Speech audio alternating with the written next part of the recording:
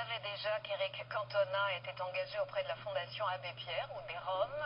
Cette fois, il a surpris tout le monde en proposant de faire la révolution. Pour lui, c'est simple.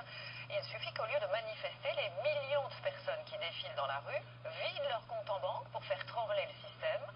Cet appel a été repris par un groupe d'internautes qui a fixé une date, le 7 décembre. Et il y a déjà beaucoup de volontaires. Grégory Naboulet, Olivier Combes. On connaissait Canto, le King, star de Manchester, joueur de talent et de caractère.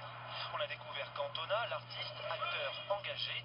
Il y a désormais Che Cantona, le révolutionnaire, celui qui veut s'attaquer au système bancaire. Tout part de ses propos lâchés à un quotidien régional. Aller manifester dans la rue, ce n'est plus comme ça qu'il faut faire. La révolution aujourd'hui se fait dans les banques. S'il y a 20 millions de gens qui retirent leur argent, le système s'écroule.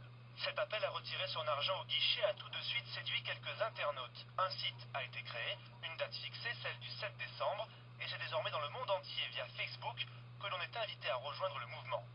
Cantona a déjà séduit 30 000 Français comme ce jeune Toulousain. Il se définit comme un simple citoyen excédé par le système financier.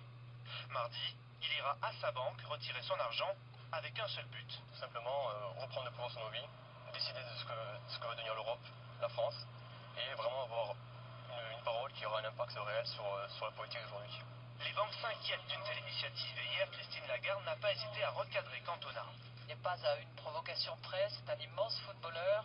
Je ne suis pas sûr qu'il faille le suivre dans toutes ses suggestions non plus. Il faut dire que pour beaucoup d'économistes, tirer sur les banques, c'est un peu se tirer une balle dans le pied. Si on met le système bancaire en difficulté, en réalité, c'est pas les banques qu'on met en difficulté, mais c'est l'épargne des ménages. Des clients qui se précipitent pour retirer leurs économies, c'est arrivé il y a 3 ans en Angleterre, en pleine crise financière.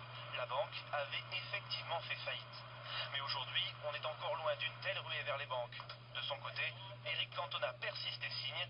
Mardi, il sera au guichet.